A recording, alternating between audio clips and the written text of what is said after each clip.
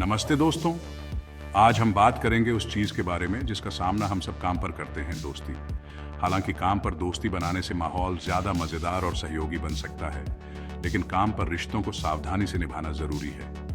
निजी और पेशेवर जिंदगी को मिलाने से ऐसी उलझनें पैदा हो सकती हैं जो आपके करियर और निजी खुशहाली को प्रभावित करती है।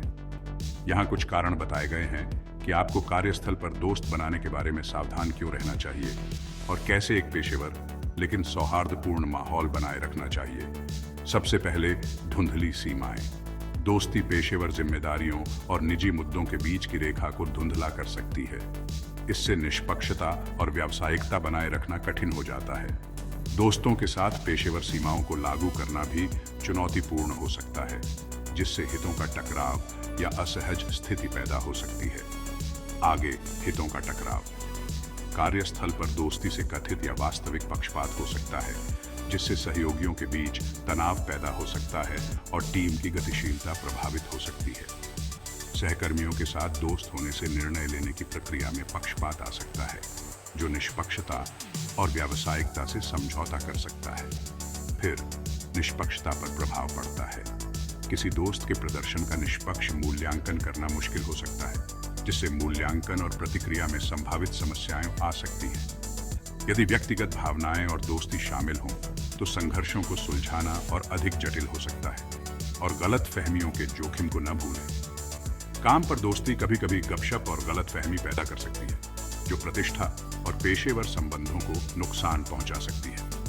दोस्ताना व्यवहार और बातचीत को दूसरे लोग गलत समझ सकते हैं, जिससे व्यावसायिकता और मंशा के बारे में गलतफहमी पैदा हो सकती है। अब पेशेवर नतीजे। व्यक्तिगत संबंध व्यावसायिकता की धारणाओं को प्रभावित कर सकते हैं और करियर में उन्नति के अवसरों को सकारात्मक या नकारात्मक रूप से प्रभावित कर सकते हैं। कार्यस्थल पर दोस्तों के साथ व्यक्तिगत जानकारी साझा करने से कभी-कभी गोपनीयता का उल्लंघन हो सकता है या संवेदनशील जानकारी का अनायास ही खुलासा हो सकता है। भावनात्मक तनाव एक और मुद्दा है। व्यक्तिगत संबंधों में असहमति या समस्याएं पेशेवर माहौल में आ सकती हैं, जिससे अतिरिक्त तनाव पैदा हो सकता है। भावनात्मक समर्थन के लिए कार्यस्थल के दोस्तों पर बहुत अधिक निर्भर रहने से निर्भरता पैदा हो सकती है और पेशेवर लक्ष्यों से ध्यान भटक सकता है।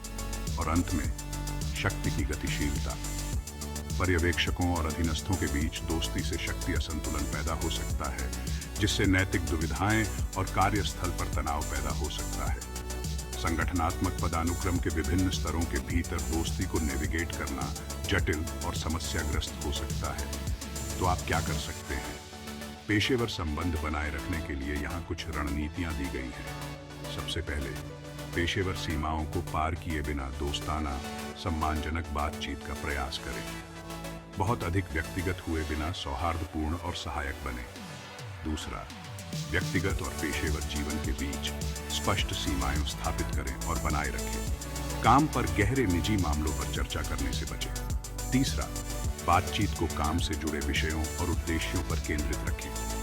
व्यक्तिगत संबंधों से ऊपर पेशेवर लक्ष्यों और जिम्मेदारियों को प्राथमिकता दें। चौथा, सुनिश्चित करें कि आपका व्यवहार सभी सहयोगियों के लिए समावेशी और निष्पक्ष हो। पक्षपात या पक्षपात की किसी भी धारणा से बचें। अंत में, केवल कार्यस्थल की दोस्ती पर निर्भर रहने के बजाय सलाहकारों, पेशेवर नेटवर्क या बाहरी स्रोतों से समर्थन लें। हालांकि काम पर दोस्ती समर्थन और सौहार्द की पेशकश कर सकती है, लेकिन संभावित जटिलताओं से बचने के लिए उनके साथ सावधानी से संपर्क करना महत्वपूर्ण है। एक पेशेवर आचरण बनाए रखना, स्पष्ट सीमाएं निर्धारित करना और वस्तुनिष्ठ निर्णय लेने पर ध्यान केंद्रित करना कार्यस्थल संबंधों को प्रभावी ढंग से नेविगेट करने की कुंजी है। ऐसा करके आप अपने करियर की रक्षा कर सकते हैं, निष्पक्षता सुनिश्चित कर सकते हैं और एक स्वस्थ कार्य जीवन संतुलन बनाए रख सकते हैं। देखते रहने के लिए धन्यवाद। अधिक पेशेवर सुझावों और सलाह के लिए लाइक, शेयर और सब्सक्राइब करना न भूलें।